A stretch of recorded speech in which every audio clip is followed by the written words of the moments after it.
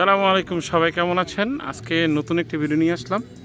কানাডার ব্লাফার্স পার্কে আছি, সমুদ্রের পার। এই দেখেন অনেক দূরে দূরে নৌকাগুলা,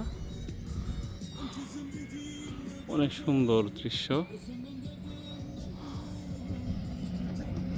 দেখেন অনেক সুন্দর, অনেক দূর থেকে একটি নৌকা, স্পিড বোট আপনাদেরকে দেখালাম। এই দেখেন অনেক সুন্দর।